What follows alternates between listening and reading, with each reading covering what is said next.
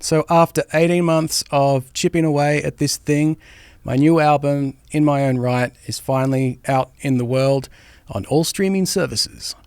I actually feel like it's probably one of, if not my best release as far as albums go to date. It just feels very focused to me and on point, and all these tracks that I've lived with and kind of carved away over time feel right as a singular album statement.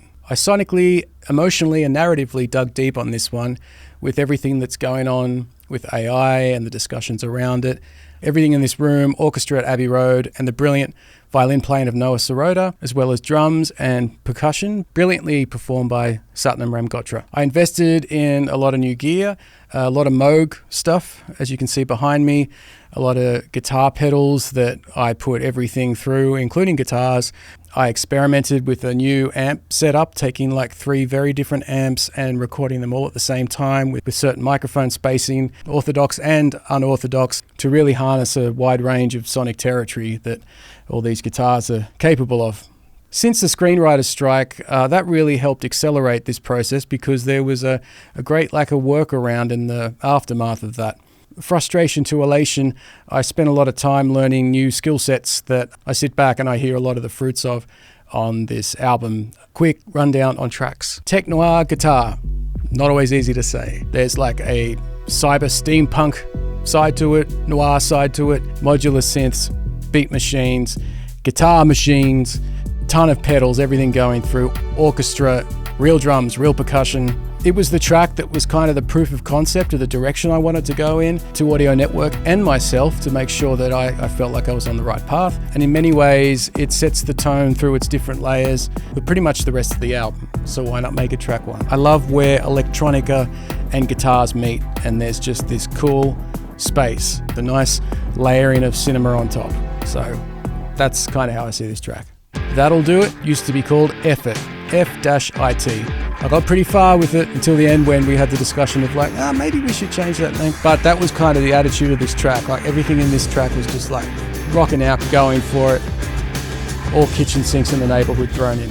Not Too Late is kind of like this more reflective track. This beautiful Les Paul that I have has got such nuance to it. And I wanted to feature that nuance with the left of center blues lick that starts the track off, that then evolves into Noah Sorota's beautiful violin playing. From that point on, it's one big epic journey to the stratosphere. Let Us All Be has a funny history. During COVID, my eldest daughter was in the kids' choir, still is, and they did it all on Zoom. And the kids' choir director asked me if I could write something for them to sing to. So I'm like, what am I going to write for these kids?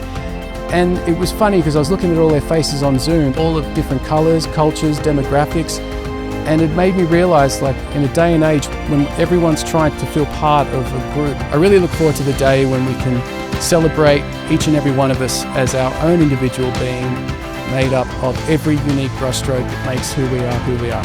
I had all these iPhone recordings that were sent to me that I had to integrate, which included a kid that was singing the wrong song.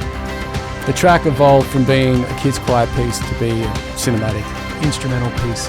It's a lot of fun, this track. It just makes me feel like an Olympics, World Fair, Commonwealth Games type vibe, inspired by all these kids on Zoom. Determination Eternal and the Future are kind of thematically joined together. Both of these ideas started before COVID, and it was a bit of my own imagination into what a post-apocalyptic landscape could look like, and the spiritual and emotional endurance for each other when we're really pressed down. I find choirs of any style or genre to be so powerful in communicating human emotion. So I even went as far as putting a choir through a vocoder on The Future and Talkbox on Determination Eternal. One thing I'm very inspired by and really love doing is having that idea of the complex character that's got this real drive. And one of the things that's very special about film scoring is the way that you actually present that in the picture is the emotion that you're conveying in the music to support the character, the situation, the narrative, and the storyline. Did you hear that? Did you hear that? Sometimes the memory of something can be better or worse than it actually is. That can relate to an old movie or a song from many years ago. I loved adventure films, with the comedy, the supernatural, the whole thing. Those that are timeless and still hold up. And my memory of how that felt in an adult context as a composer now is kind of what this track is. So It's grown-up Bryce looking back at little kid Bryce and the depth of mystery and how that felt at the time. These Streets has to come with an apology to my sister. The reason I say that is because when I went over to record Orchestra at Abbey Road, I went there a week early to spend time with my sister and her family. And of course, as these things happen, of the string and the brass session, it looked like we were going to be under time in the brass session. So they asked me, do you want to write another piece? Otherwise the brass players are just going to go home early. Sure, no problem. It became a problem when my laptop didn't want to load any of the stuff I needed, including connecting with the licenses I needed of the stuff that I owned to open things. I tripped the fuse box in my sister's place. My brother-in-law was very patient, but I could only imagine it's like, oh great, the little brother's in town, he's blowing up stuff. So I drove from town to town around their house to try and find everything I needed. It was pretty epic. In the process, I saw a double-decker bus on the back of a tow truck. Who's ever seen that before? I have. I took a photo and putting it up now.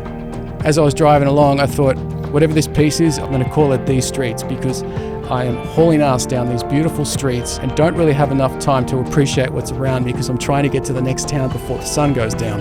Happy ending though, my sister, my brother-in-law and my nephew were able to come to the session. Crazy thing is, in order for my nephew to come to the session, he had to cancel a cello lesson. And then at the same time, his cello teacher got a phone call just after to say one of the cellists had fallen sick and could he come in and play on the session? And he could, because he didn't have to teach my nephew. So it was really cool for my nephew to see his teacher playing some of his uncle's music. I digress. Once in a dream, we were given a French piano from 1915 that no one knows where it really came from. I got it tuned, it's quirky, it's a baby grand.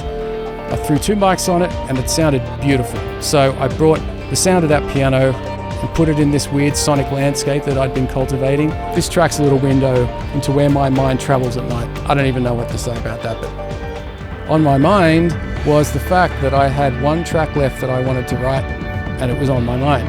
There's kind of like a groove beat that inspired this, which is the first and last thing you hear, done on the Moog D-Fan, and everything was built from that. I felt like it was a good way to finish the album because it had a mixture of certainty and uncertainty, desperation and hope, and I feel like rode the subtle line between such extreme feelings and emotions. And something I haven't used for a long time on one of my recordings was a good old EBO.